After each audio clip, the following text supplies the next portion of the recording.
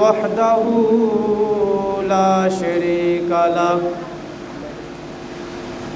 ونشهد أن سيدنا ومولانا وحبيبنا وطبيبنا ومأوانا وملجانا محمدا عبده ورسوله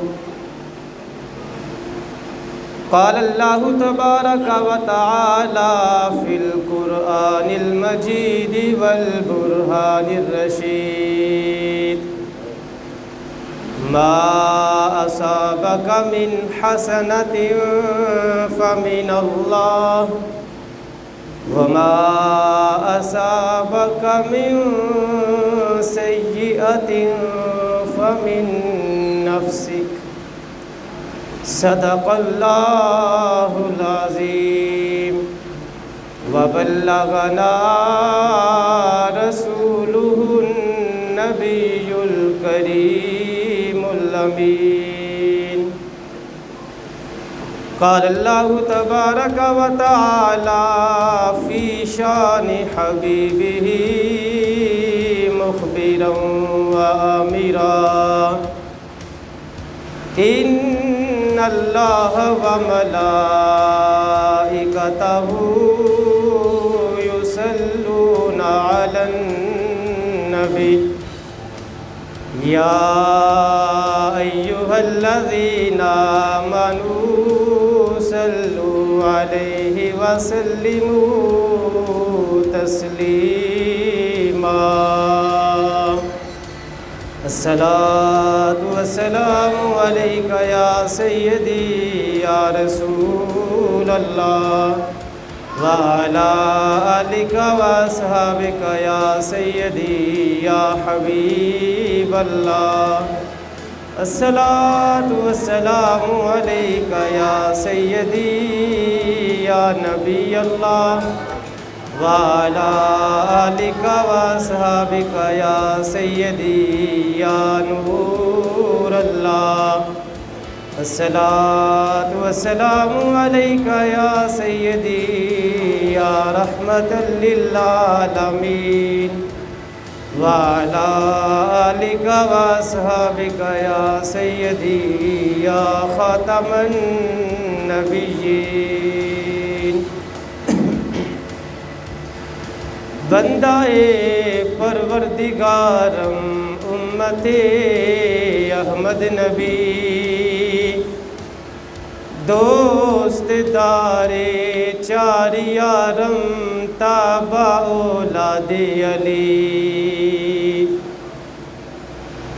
مذہب حنفیہ دارم ملت حضرت خلیل خاک پائے غوث اعظم زیر سایہ ہر ولی صدیق اکس حسن کمال محمد است فاروق ذل جاہ جلال محمد است عثمان ضیاء شمع جمال محمد است حیدر بہار باغ خصال محمد است جس سہانی گری چمکا طیبہ کا چاند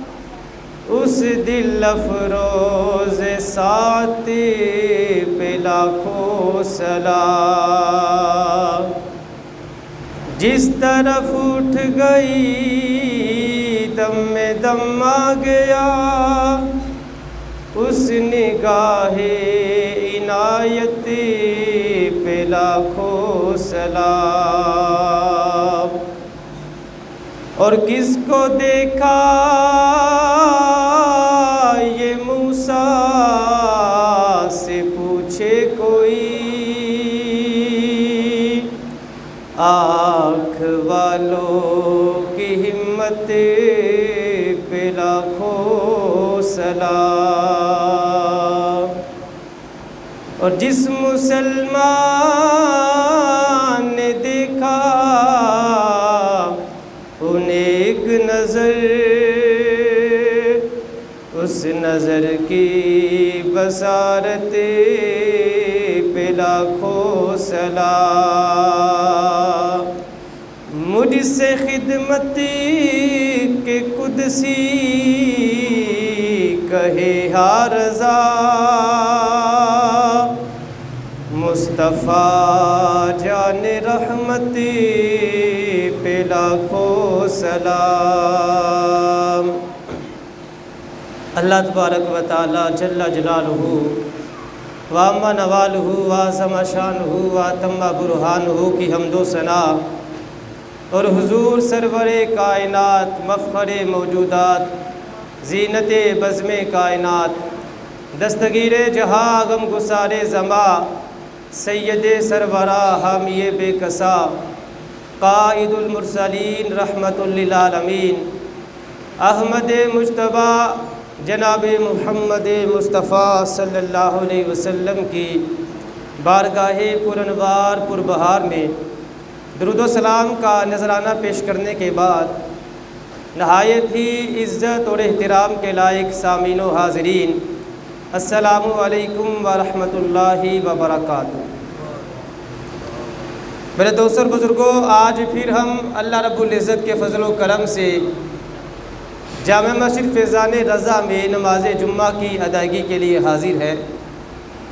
میری دعا ہے کہ اللہ رب العزت ہم سب کی اس حاضری کو اپنی بارگاہ میں شرف قبولیت عطا فرمائے، اور آپ جتنے بھی دوست احباب اس بارش کے موسم میں اپنا وقت نکال کر سب سے پہلے آپ مسجد میں تشریف لائے ہیں، آپ کے لیے میں یہ دعا کرتا ہوں کہ اللہ رب العزت آپ سب میرے بھائیوں کو دنیا میں بھی آخرت میں بھی اس کی بہترین جزا عطا فرمائے۔ میرے دوستوں اور بزرگوں، اپنی بات شروع کرتا ہوں۔ انسانی ذہن جو ہے نا، انسانی ذہن، اس میں خیالات کا سلسلہ کبھی جڑتا رہتا ہے، کبھی بنتا رہتا ہے۔ انسان جو ہے وہ اپنی سوچوں کی دنیا میں کتنے نقشے بناتا ہے، کتنے مٹا دیتا ہے۔ یہ انسان اپنی سوچوں کی وادی میں کتنے گلشن آباد کرتا ہے، کتنے ویران کر دیتا ہے۔ لیکن میرے دوستوں اور بزرگوں، یہ بات یاد رکھیں کہ ہر انسان کے جو خیالات ہیں وہ ایک جیسے نہیں ہوتے بلکہ مختلف ہوتے ہیں۔ ہر کسی کے خیالات کی جو نوعیت ہے، جو کیفیت ہے، وہ مختلف ہوتی ہے۔ بعض انسان جو ہے ان کو تو مال کا غم کھائے جا رہا ہے، اور بعض انسانوں کو اولاد کا غم کھایا جا رہا ہے، اور بعض انسان اپنی شہرت کے لیے، منصب کے لیے تگ و دو کر رہے ہیں، اور بعض انسان ایسے بھی ہیں جن کا کوئی مقصد نہیں ہے، بے مقصد انہوں نے اپنی خواہشات کو اپنے سروں پر سوار کر رکھا ہے۔ لیکن اس دنیا میں ایسے خوش نصیب انسان بھی ہیں جو ساری پریشانیوں سے اپنے آپ کو آزاد کر کے اللہ رب العزت کو راضی کرنے اور اپنی آخرت کی فکر کرتے ہوئے آخرت کو سنوارنے کی کوشش میں، فکر میں مگن رہتے ہیں۔ ایسے انسان بھی اس دنیا میں ہے، اور یہ بات یاد رکھیں کہ انسان کی جو باتیں ہیں، انسان کے جو کام ہے، اور انسان کا جو سیرت و کردار ہے، اس پر انسان کے جو خیالات ہوتے ہیں اس کا بڑا گہرا اثر پڑتا ہے۔ جو بندہ سوچتا ہے نا، اس کا اثر پڑتا ہے انسان کی زندگی میں۔ بلکہ ہمارے علماء فرماتے ہیں کہ جو بندہ دیکھتا ہے وہ سوچتا ہے، جو سنتا ہے وہ بولتا ہے۔ جو آپ سنیں گے نا، آپ بولیں گے بھی وہی کچھ، جو آپ سوچیں گے، جو آپ دیکھیں گے، آپ سوچیں گے بھی وہی کچھ۔ اب ایک بندہ دیکھ ہی گند رہا ہے، دیکھ ہی غلط چیزیں رہا ہے، اس کو خیالات بھی وہی آئیں گے۔ اب ایک بندہ ہے، وہ غلط باتیں سن رہا ہے، گالیاں سن رہا ہے، اس کی زبان پہ بھی گالی آئیں گی۔ جو بندہ سنتا ہے وہی بولتا ہے، اور جو بندہ دیکھتا ہے وہی سوچتا ہے۔ یہ یاد رکھیں، انسانی زندگی پر اس کے گہرے اثرات ہوتے ہیں، اور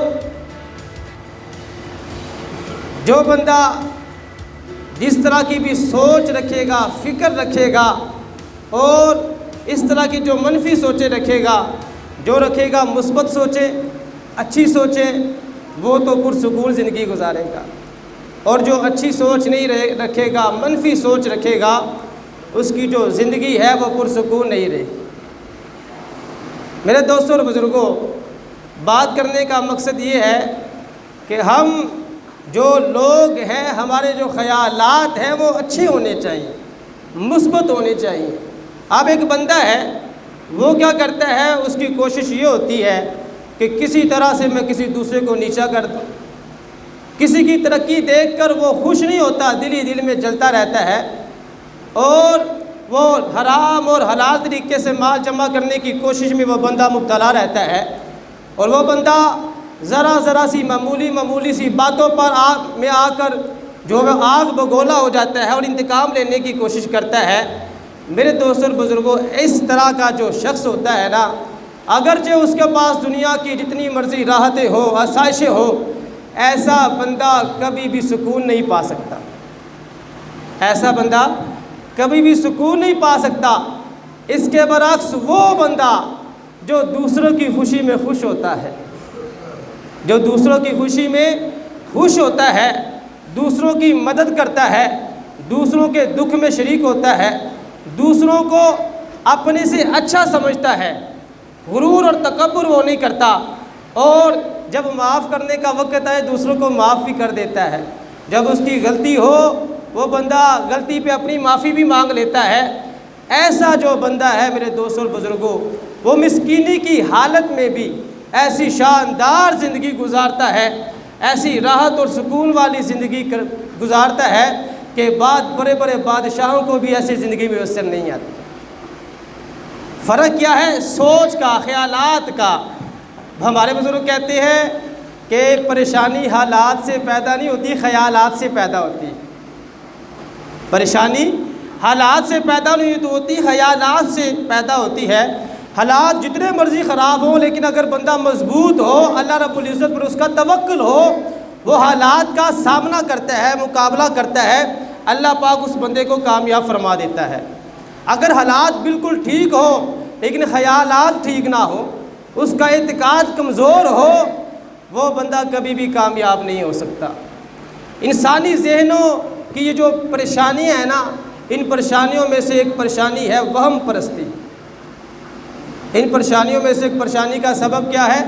وہم پرستی۔ ہم لوگ جو ہے وہ توہمات میں پڑ چکے ہیں، اسلام سے ہم دور ہو گئے ہیں، وہم پرستی میں ہم مبتلا ہیں۔ یہ وہم پرستی کیا ہے میرے دوستوں اور بزرگوں؟ ہمارے پیارے آقا صلی اللہ علیہ وسلم کی آمد سے پہلے جتنے بھی انبیاء تشریف لائے، ان انبیاء نے جو تعلیمات لوگوں کو دی، ان لوگوں نے ان تعلیمات کو بھلا دیا، ان لوگوں نے ان تعلیمات کو بھلا دیا، اور بدعملی کی جو ان میں تباہ کاریاں تھیں وہ پیدا ہو گئی، بدعملی کی طرف وہ آ گئے۔ یہ ان لوگوں نے کیا کیا؟ رسول اللہ صلی اللہ علیہ وسلم کی آمد سے پہلے اپنے ذہنی خیالات اور اپنے وہموں کی بنیاد پر کسی دن کو منحوس سمجھتے تھے۔ کوئی دلیل نہیں ان کے پاس، کوئی ثبوت نہیں ان کے پاس، بس اپنے ذہنی خیالات، اپنے وہموں کی بنیاد پر کسی دن کو منحوس سمجھتے تھے، کسی مہینے کو منحوس سمجھتے تھے، اور کسی تاریخ کو وہ منحوس سمجھا کرتے تھے۔ لیکن میرے دوستوں اور بزرگوں، یہ بات یاد رکھیں کہ یہ جو بات ہے یہ زمانہ جاہلیت کے لوگوں کا کام تھا۔ حقیقت میں کسی دن کو منحوس سمجھنا، کسی مہینے کو منحوس سمجھنا، یہ زمانہ جاہلیت کے لوگوں کا کام تھا۔ پیارے آقا صلی اللہ علیہ وسلم جب تشریف لائے تو سرکار نے اس کی نفی فرما دی۔ قرآن مجید کے اندر اللہ رب العزت نے حضرت موسیٰ علیہ السلام کی قوم کا حال بیان کرتے ہوئے ذکر فرمایا۔ اللہ فرماتا ہے فَإِذَا جَاءَتْهُمُ الْحَسَنَةُ قَالُوا لَنَا هَٰذِهِ وَإِن تُصِبْهُمْ سَيِّئَةٌ يَطَّيَّرُوا بِمُوسَىٰ وَمَن مَّعَهُ أَلَا إِنَّمَا طَائِرُهُمْ عِندَ اللَّهِ وَلَٰكِنَّ أَكْثَرَهُمْ لَا يَعْلَمُونَ۔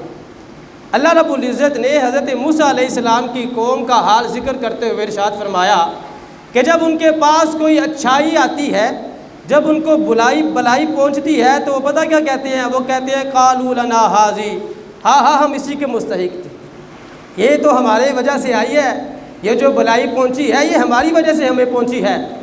اور جب انہیں برائی پہنچتی تھی تو پھر پتہ وہ کیا کہتے تھے حضرت موسیٰ علیہ السلام کی قوم والے؟ جب بلائی پہنچنی تو کہنا یہ ہماری وجہ سے ہے، اور جب برائی پہنچنی تو کہنا یہ موسیٰ علیہ السلام اور آپ کے ساتھیوں کی نحوست ہے۔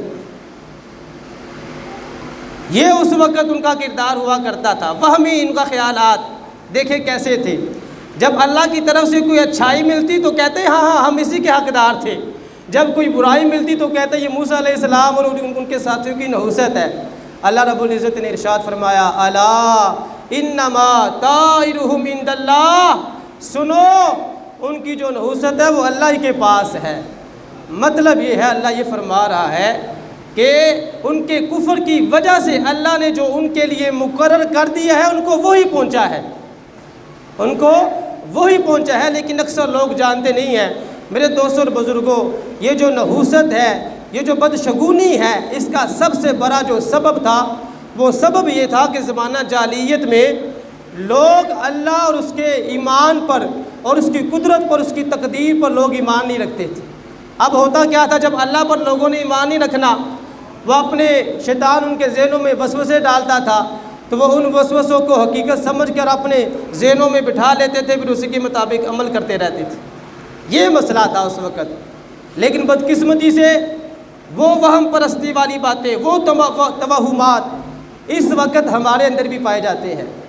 ہم مسلمان ہیں، رسول اللہ صلی اللہ علیہ وسلم کا کلمہ پڑھنے والے ہیں، آج ہم مسلمانوں نے بھی یہ باتیں شروع کر دی ہیں، فلاں دن بڑا منحوس ہے، فلاں مہینہ بڑا منحوس ہے، فلاں چیز میں نحوست ہے، فلاں چیز میں نحوست ہے۔ نہیں میرے بھائیوں، ان باتوں کا اسلام کے ساتھ کوئی تعلق نہیں ہے۔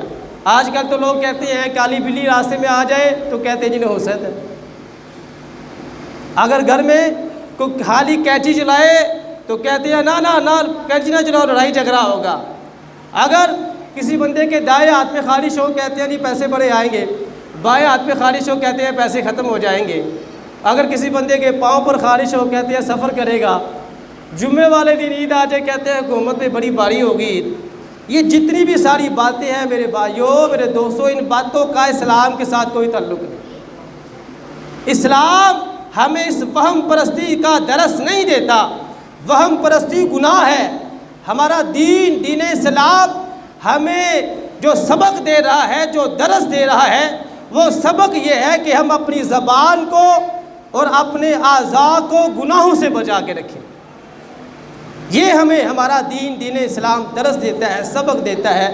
وہم پرستی کا ہمیں سبق ہمارا دین اسلام نہیں دیتا۔ دیکھیں نا قرآن مجید میں اللہ رب العزت نے ارشاد فرمایا ان السمع والبصر والفؤاد کل اولئک کان عنہ مسئولا۔ اللہ فرماتا ہے بے شک کان، آنکھ اور دل، اس کے بارے میں قیامت والے دن تم سے پوچھا جائے گا۔ قیامت والے دن پوچھا جائے گا تمہیں آنکھ دی تھی بتاؤ کیا کیا ہے، تمہیں کان دیے تھے بتاؤ کیا کیا ہے، تمہیں دل دیا تھا بتاؤ کیا کیا ہے۔ کان تو تمہیں دیے تھے تلاوت قرآن سننے کے لیے، کان تمہیں عطا کیے تھے ذکر خدا، ذکر مصطفیٰ صلی اللہ علیہ وسلم سننے کے لیے۔ ہم نے تمہیں یہ کان دیے تھے اچھی اچھی باتیں سننے کے لیے، بتاؤ ان کانوں کا کیا کیا ہے۔ چغلیاں اور غیبتیں تو نہیں سن کے آگے، گندی باتیں تو نہیں سنتے رہے ان کانوں کے ساتھ۔ ان السمع والبصر والفؤاد کل اولئک کان عنہ مسئولا۔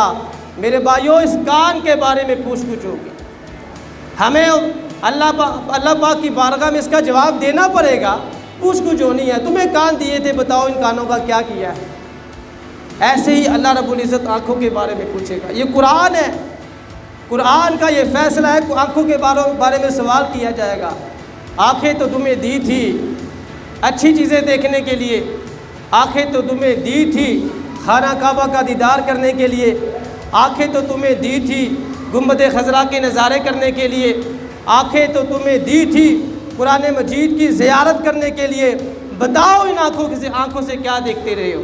اس آنکھ کے بارے میں سوال ہوگا، بتاؤ تو صحیح، یہ آنکھ تمہیں دی تھی پیارے آقا صلی اللہ علیہ وسلم کا دیدار کرنے کے لیے، انہیں نہ دیکھا تو کس کام کی ہے یہ آنکھیں؟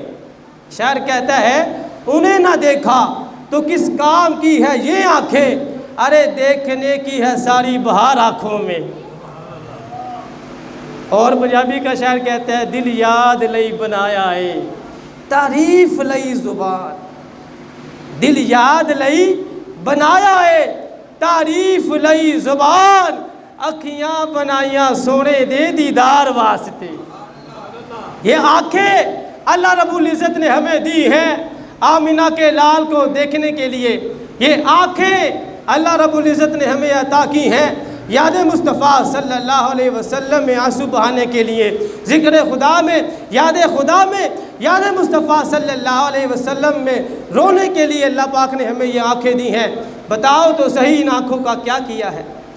میرے دوستوں اور بزرگوں، آنکھ اللہ کی بہت بڑی نعمت ہے، اس کے بارے میں پوچھا جائے گا، یہ قرآن کا فیصلہ ہے۔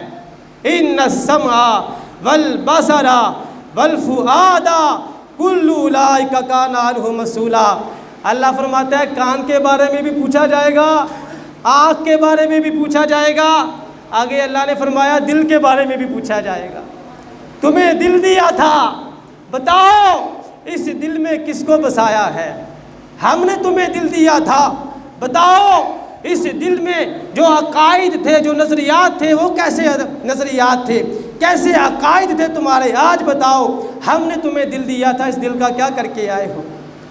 یہ دل تو دیا تھا اللہ رب العزت نے محبت رسول کے لیے، اس دل کو جلوہ گاہ حبیب بنانا تھا، رسول اللہ صلی اللہ علیہ وسلم کی محبت کا گھر بنانا تھا۔ ہم نے کیا کیا؟ اس دل میں ہم نے دنیا کی محبت ڈال دی، ہم نے اس دل میں دولت کی محبت ڈال دی۔ اللہ رب العزت اس دل کے بارے میں پوچھے گا، بتاؤ تمہیں دل دیا تھا کیا کر کے آئے ہو؟ میرے استاذ گرامی اکثر فرمایا کرتے تھے، لوگوں اللہ نے سینے میں دو دل اس لیے نہیں رکھے، ایک دل رکھا ہے کہ اس کے محبوب کی محبت اس دل میں رکھی جائے۔ محبوب بھی ایک ہے، دل بھی ایک ہے۔ دل جو ہمیں دیا ہے اللہ رب العزت نے، رسول اللہ صلی اللہ علیہ وسلم کی محبت کے لیے اللہ نے ہمیں دل دیا ہے۔ اعلیٰ حضرت فرماتے ہیں دل ہے وہ دل جو تیری یاد سے معمور رہا۔ دل تو ہوتا ہی وہی دل ہے جس میں یاد مصطفیٰ صلی اللہ علیہ وسلم ہوتی ہے، دل تو ہوتا ہی وہی دل ہے جس میں رسول اللہ صلی اللہ علیہ وسلم کی محبت ہوتی ہے۔ امام عشق و محبت تاجدار بریلی کیا ہی خوبصورت انداز میں بیان فرما رہے ہیں، دل ہے وہ دل جو تیری یاد میں معمور رہا، اور سر ہے وہ سر جو تیرے قدموں پہ قربان گیا۔ ان السمع والبصر والفؤاد کل اولئک کان عنہ مسئولا۔ اے میرے بھائیوں، آنکھ کے بارے میں، کان کے بارے میں، دل کے بارے میں قیامت والے دن پوچھا جائے گا۔ ہم سب کو اس کے جواب کے لیے تیار رہنا چاہیے۔ ہم کانوں سے قرآن مجید کی تلاوت سنتے رہے، ہم آنکھوں سے قرآن مجید کی زیارت کرتے رہے، ہم ماں باپ کی زیارت کرتے رہے، ہماری آنکھیں رسول اللہ صلی اللہ علیہ وسلم کی محبت میں آنسو بہاتی رہیں، رسول اللہ صلی اللہ علیہ وسلم کے عشق میں ہماری آنکھوں سے آنسو نکلتے رہے۔ ہم میں سے کتنے ہیں، ہر کوئی اپنے گریبان میں جھانک کر دیکھے، میں نے پیارے آقا صلی اللہ علیہ وسلم کی یاد میں کتنے آنسو بہائے ہیں؟ جن کا ہم نے کلمہ پڑھا ہے، محبت کے دعوے ہم سارے کرتے ہیں، لیکن ہم میں سے کتنے ہیں؟ ہر کوئی اپنے آپ سے سوال کرے۔ پیسے کے غم میں تو ساری روتے ہیں، بچوں کے غم میں تو ساری روتے ہیں، کاروبار کے غم میں تو ساری روتے ہیں۔ ہے کوئی ہم میں سے ایسا جو مدینے کے غم میں رویا ہو، جو آمینہ کے لال کے غم میں رویا ہو؟ اللہ نے ہمیں یہ آنکھیں دی ہیں تو یہ رسول اللہ صلی اللہ علیہ وسلم کے دیدار کے لیے آنکھیں دی ہیں، رسول اللہ صلی اللہ علیہ وسلم کی یاد میں رونے کے لیے اللہ پاک نے ہمیں یہ آنکھیں دی ہیں۔ میرے دوستوں اور بزرگوں، اگر رونا نہیں آتا تو دعا تو کرنی چاہیے نا، دعا تو کرنی چاہیے، یا اللہ ہمیں رونے والی آنکھیں عطا فرما۔ عشق رسول صلی اللہ علیہ وسلم میں ہمیں رونے والی آنکھیں یا عطا فرما، ہمارے دل کو محبت رسول کا ایسا آشیانہ بنا، ایسی روشن شمع ہمارے دل کی ہو جائے، رسول اللہ صلی اللہ علیہ وسلم کی محبت ہمارے دل میں آ جائے۔ میرے بھائیوں، اس کے بارے میں سوال کیا جائے گا، اور جس دل میں غلط خیالات ہوں گے، وہم پرستی ہوگی، غلط نظریات ہوں گے، اس کا بھی پوچھا جائے گا، قیامت والے دن پوچھا جائے گا۔ اب وہم پرستی اب جس دل میں آ گئی ہے، اس کا علاج کیا ہے، یہ بھی سنیں ذرا۔ علاج کیا ہے وہم پرستی کا؟ لوگ کہتے ہیں جی سفر کا مہینہ آ گیا، بڑا منحوس مہینہ ہے، فلاں تاریخ آ گئی ہے، بڑی منحوس تاریخ ہے، فلاں دن آ گیا ہے، بڑا منحوس دن ہے۔ یہ جو وہم پرستی ہمارے اندر آ گئی ہے، یہ کیسے ختم ہوگی؟ بڑے اس کے طریقے ہیں، 2 طریقے آپ کے سامنے پیش کرتا ہوں، وقت بڑا تھوڑا ہے۔ 2 طریقے۔ پہلا طریقہ میرے دوستوں اور میرے بھائیوں، اس چیز سے بچنے کا جو پہلا طریقہ ہے وہ یہ ہے کہ ہم میں سے ہر ایک بندہ اپنے ذہن میں یہ بات پختہ کر لے کہ ہر خیر اور ہر شر اللہ رب العزت کی طرف سے ہے۔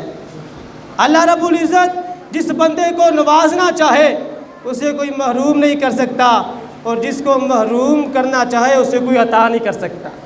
یہ عقیدہ، یہ نظریہ جب ہمارا بن جائے گا، وہم پرستی سے ہماری کافی بچت ہو جائے گی۔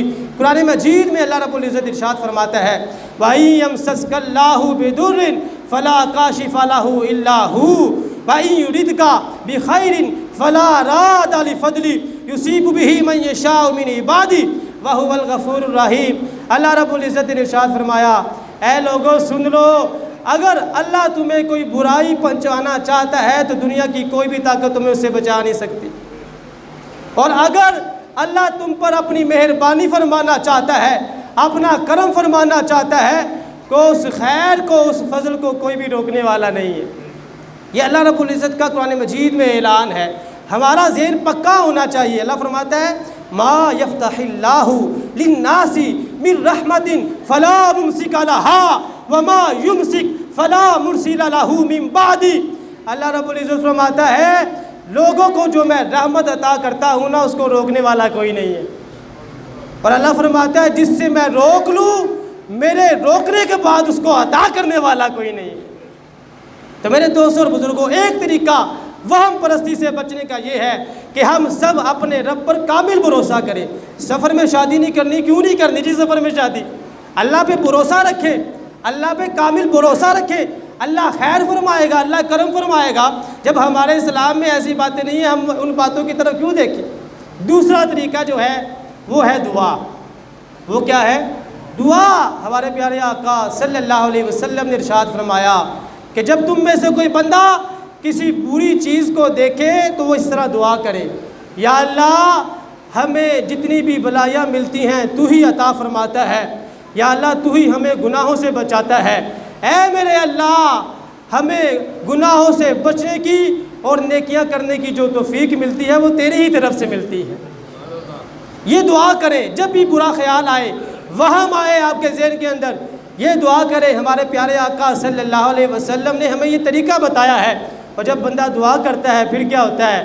اللہ فرماتا ہے وَإِذَا سَأَلَكَ عِبَادِي أَنِّي فَإِنِّي قَرِيبٌ۔ جب میرا بندہ مجھ سے سوال کرتا ہے، دعا مانگتا ہے، اللہ قرآن میں یہ اعلان فرما رہا ہے، تو اس وقت میں اپنے بندے کے قریب ہوتا ہوں، اس وقت میں اپنے بندے کے قریب ہوتا ہوں جب وہ مجھ سے دعا مانگتا ہے۔ الدعاء مخ العبادہ، دعا عبادت کا نچوڑ ہے، مغز ہے۔ میرے دوستوں اور بزرگوں، دعا مانگنے والا بندہ رب کو بڑا پسند ہے۔ سفر المظفر کا مہینہ جاری و ساری ہے۔ زمانہ جاہلیت میں رسول اللہ صلی اللہ علیہ وسلم کی آمد سے پہلے اس مہینے کو منحوس سمجھا جاتا تھا، لیکن افسوس وہی زمانہ جاہلیت والی جو باتیں ہیں اس کا اثر اسی وقت اب بھی ہمارے معاشرے میں موجود ہے۔ لوگ شادی نہیں کرتے، رخصتی نہیں کرتے، کاروبار نہیں کرتے، کہتے ہیں جی کاروبار نیا شروع کریں گے نقصان ہوگا، یہ بلائیں نازل ہونے کا مہینہ ہے۔ میرے دوستوں اور بزرگوں، ان باتوں کا اسلام کے ساتھ کوئی تعلق نہیں ہے۔ سنیے حدیث پاک، بخاری شریف کی حدیث پاک ہے، حضرت ابو ہریرہ رضی اللہ تعالیٰ عنہ سے روایت ہے۔ آپ فرماتے ہیں رسول اللہ صلی اللہ علیہ وسلم نے ارشاد فرمایا، لا عدوا ولا طیارتا ولا حامتا ولا سفرا۔ رسول اللہ صلی اللہ علیہ وسلم نے ارشاد فرمایا کوئی بھی بیماری خود متعدی ہو کر دوسرے بندے کو نہیں لگتی۔ آگے فرمایا ولا طیرۃ، کوئی بھی مہینہ جو ہے بدفعلی جو ہے یہ کوئی چیز نہیں ہے، بدفعلی کوئی چیز نہیں ہے۔ آگے سرکار نے فرمایا ولا حامۃ، اس کے دو مطلب ہے حامہ کے، محدثین نے جو اس حدیث کے مطلب بیان کیے ہیں دو مطلب ہے۔ اس کا ایک مطلب تو یہ ہے کہ حامہ کا مطلب ہے الو کا بولنا، الو کا بولنا۔ رسول اللہ صلی اللہ علیہ وسلم کی آمد سے پہلے اہل عرب کا یہ نظریہ تھا کہ جس گھر پر الو بولتا ہے نا، یا تو وہ گھر ویران ہو جاتا ہے یا اس گھر میں کوئی فوتگی ہو جاتی ہے، وہ یہ سمجھتے تھے۔ ہمارے پیارے آقا صلی اللہ علیہ وسلم تشریف جب لائے، آپ نے فرمایا ولا حامۃ، الو کے بولنے کی کوئی بات نہیں ہے، وہی ہوتا ہے جو میرا رب چاہتا ہے۔ ایک اس کا ترجمہ یہ ہے، وہ یہ سمجھتے تھے حامہ کا کہ جب کوئی بندہ کسی بندے کو قتل کر دیتا تھا، جو بندہ قتل ہوا ہے اس کے کھوپڑی میں سے ایک جانور نکلتا ہے اور وہ جانور پانی مانگتا ہے، مجھے پانی دو، اور وہ جانور یہ اس وقت تک فریاد کرتا رہتا ہے جب تک اس کا قاتل زندہ ہوتا ہے۔ یہ ان کا ایک نظریہ تھا، یہ ان کے توہمات تھے۔ جب ہمارے پیارے آقا صلی اللہ علیہ وسلم تشریف لائے، آپ نے فرمایا ولا حامۃ، میرے صحابہ ایسی کوئی بات نہیں ہے، جو ہوتا ہے وہی ہوتا ہے جو میرا رب چاہتا ہے۔ یہ فرمانے کے بعد رسول اللہ صلی اللہ علیہ وسلم نے ارشاد فرمایا ولا سفر، ولا سفر، اور سفر کا مہینہ منحوس نہیں ہے، سفر کا مہینہ منحوس نہیں ہے۔ اور سفر کے مہینے کو منحوس سمجھنے والوں سن لو پیارے آقا صلی اللہ علیہ وسلم کا فرمان۔ ہمارے آقا صلی اللہ علیہ وسلم نے فرما دیا ہے سفر کا مہینہ منحوس نہیں ہے۔ جب سرکار نے فرما دیا ہے، ہم کون ہوتے ہیں اس مہینے میں شادی نہ کریں؟ ہم کون ہوتے ہیں یہ کہ جی بلائیں نازل ہوتی ہیں؟ ہم کیوں غلط باتیں کریں؟ جب آمینہ کے لال نے فرما دیا ہے کہ سفر کا مہینہ منحوس نہیں ہے، میرے بھائیوں سارے مہینے اللہ رب العزت نے بنائے ہیں۔ ٹھیک ہے، اللہ رب العزت نے کچھ مہینوں کو عزت عطا فرمائی ہے، لیکن اس کا مطلب یہ نہیں ہے کہ سفر کا مہینہ منحوس ہے۔ سفر کے مہینے میں شادی ہوئی ہے مولا علی مشکل کشا شیر خدا رضی اللہ تعالیٰ عنہ کی بی بی فاطمہ الزہرا کے ساتھ۔ حضرت علی حضرت فاطمہ سلام اللہ علیہ کے ساتھ ان کا نکاح ہوا، سفر کے مہینے میں ہوا۔ اللہ نے پھر کتنی برکتیں دیں، آپ کو چاند جیسے بیٹے امام حسن اور امام حسین عطا فرما دی، ایسا گھرانہ عطا فرمایا مولا علی کو۔ اعلیٰ حضرت فرماتے ہیں کیا بات رضا اس چمنستان کرم کی ہے، زہرا ہے کلی جس میں حسین اور حسن ہے پھول۔ میرے دوستوں اور بزرگوں، سفر کے مہینے میں کوئی نحوست نہیں ہے، سفر کا مہینہ منحوس نہیں ہے۔ ایسے ہی سفر کے مہینے میں جو آخری بدھ آتا ہے، اس کے بارے میں بڑی غلط باتیں ہمارے لوگوں میں پائی جاتی ہیں۔ لوگ کہتے ہیں جی جو آخری بدھ تھا، ہمارے پیارے آقا صلی اللہ علیہ وسلم کو صحت ملی تھی، آپ نے غسل فرمایا تھا، مدینے سے باہر گئے تھے سیر کرنے کے لیے۔ نہیں نہیں نہیں، ایسی باتوں کا اسلام کے ساتھ کوئی تعلق نہیں ہے میرے بھائیوں، بلکہ علماء نے بہار شریعت میں علامہ امجد علی اعظمی رحمۃ اللہ علیہ نے لکھی ہے یہ بات کہ اس وقت تو رسول اللہ صلی اللہ علیہ وسلم کی جو بیماری تھی وہ اور بڑھ گئی تھی۔ ایسی کوئی بات نہیں ہے جو یہ رسم رواج ہمارے ہاں چل رہے ہیں ان کا بائیکاٹ کریں، اسلام کے ساتھ ان کا کوئی تعلق نہیں ہے۔ نحوست جو ہے وہ سفر کے مہینے میں نہیں ہے۔ آپ کو بتاؤں کہ منحوس کیا ہے؟ قرآن اور حدیث کے مطابق، قرآن اور حدیث کے مطابق منحوس سفر کا مہینہ نہیں ہے، بلکہ منحوس ہماری برائیاں ہیں۔ ہم جو گناہ کرتے ہیں، اگر ہمارے گھر میں بے برکتی ہے تو اس کی وجہ یہ ہے کہ نمازوں میں غفلت ہو رہی ہے۔ اگر ہماری روزی تنگ ہے تو اس کی وجہ یہ ہے کہ ہم سودا بیچتے وقت جھوٹ بولتے ہیں اور اس کا عیب نہیں بتاتے لوگوں کو۔ اگر ہماری اولاد نافرمان ہے تو اس کی وجہ یہ ہے کہ ہم نے اولاد کو حلال نہیں کھلایا، حرام کھلایا ہے، اپنی اولاد کی اچھی تربیت نہیں کی۔ یہ چیزیں منحوس ہے۔ میرے دوستوں اور بزرگوں، حقیقت میں ہمیں ان چیزوں سے بچنا چاہیے۔ افسوس کہ ہم دوسری باتوں کی طرف چل پڑے ہیں۔ میری دعا ہے کہ اللہ رب العزت ہمیں اپنی نافرمانیوں سے بچا کے رکھے۔ اللہ پاک ہم سب کو نیکیوں والی زندگی گزارنے کی توفیق عطا فرمائے، اور ہم سب کے جو عقائد ہیں اور جو ہمارے اعمال ہیں اللہ پاک سب کی اصلاح فرمائے۔ اور اللہ پاک امت مسلمہ کو عروج عطا فرمائے۔ وآخر دعوانا الحمدللہ رب العالمین۔